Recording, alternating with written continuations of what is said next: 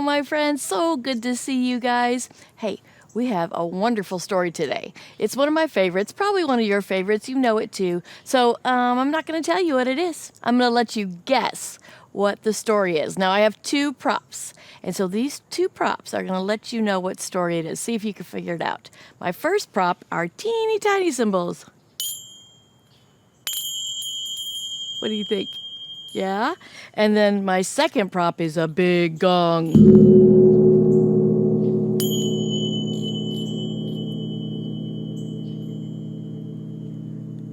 Can you guys figure out what it is? One thing is really small and one thing is really giant. You're right. It's David and Goliath, one of my favorite stories. Well, let's get started, all right? So the last time we talked about David, he had just been anointed to be king, right? Okay, so Samuel had come to Bethlehem. He'd met Jesse and he introduced him to all his sons. He went down from the oldest to the next, to the next, to the next, to the next. And he was like, no, none of these are the ones God's telling me to anoint. And finally, he said, don't you have another son? He's like, well, my youngest, but he's out with the sheep. So they went and got David. And they brought him in. And in front of all of Bethlehem, in front of all those Israelites, in front of David's whole family, they anointed him to be the next king. But did he become king right then? No, he didn't. Saul was still going to be king for a while. But Saul, his heart was not with God. And as he left being in connection with God, his heart turned darker and darker, and he was very upset and confused. And so the servants in Saul's palace said, we've got to find some way to cheer Saul up, to calm his heart, right? And so one of the first signs of music therapy, they said, let's go get someone who could play the harp and could sing. And guess who they got? You're right. It was David. David came and lived at the palace with Saul. And he would sing. Do you remember how he would sing worship songs out in the fields to his sheep? Yep. He would go and he would sing and he would play his harp, and that would calm Saul. Now, speaking of Saul, the whole time Saul was king, his whole reign, the Israelites, who Saul was leading, were fighting against another group of people. Do you remember who those were? The Philistines, right? Yes, and they were big and they were nasty, and they actually had giants that lived among them. They used to have more, but there was only a few left. But one of them, the most famous that we know, was who? Yep, Goliath. All right, Goliath was 9 feet tall, and he wore huge armor. He was a fighter. He had always been a fighter, okay? He never had a time where he probably just went to school like you guys, or read good books, or played soccer. He was a fighter. That's who he was born and bred to be. And so he was massive. If he tried to come into your house, he would have to duck his head to go inside the door. His shoulders were broad. He was a big, big guy. And he would go out to the Israelite army every day, and he would say this challenge, who will fight me? And the Israelites, they were so afraid because he was so giant, right? They're like, who could fight this monster? Now let's see whom that might be. So while Saul was gone, he was out at war, right? David went back to Bethlehem, and he was home with his dad, and he was out with the sheep. And one day, Jesse, his dad, came to him and said, will you take this food? There's 10 loaves of bread and some cheese and some grain. Take this to the camps where your brothers are with the Israelites. So all the camps would be on the hillsides with valleys in between them. And so David went out, and he took some bread and cheese, and he gave it to the people in charge, and he went and he ran to go see his brothers. Well, just as he went to see his brothers, guess who came out for the day? Yep, it was Goliath. Goliath came out and roared his challenge, who will fight me? And all the Israelites, just like every day, were so afraid. They're like, no, and they were telling David, they're saying, he comes out every day, what are we going to do? And the thing about Goliath, it wasn't just who will fight me, but his deal was, if I want to fight one of your soldiers, and if I win, I want all the Israelites to be our slaves. And so it was a very, very scary thing. Well, here's David. He just came from being with the sheep, right? And he's like, I'll fight him. And everybody's like, what? You, David? You're going to fight big, giant Goliath? And he's like, yes. He's like, he is just a heathen who doesn't know God. Who is he to come against the great, powerful, living God? And so David said, I'll fight him. And so quickly, some of the other Israelites took David straight to Saul. Now here's Saul the king, right? Not living for God, not believing truly in God's power. And here's David, just a young boy. And he says to Saul, I'll fight him. And Saul's like, you can't fight him. You're just a boy. And David tells him a story. He's like, while I was out with my sheep, just being a shepherd, there was a lion that came to attack my sheep. And God helped me grab that lion by the beard. Could you imagine? Swing him around and throw him away.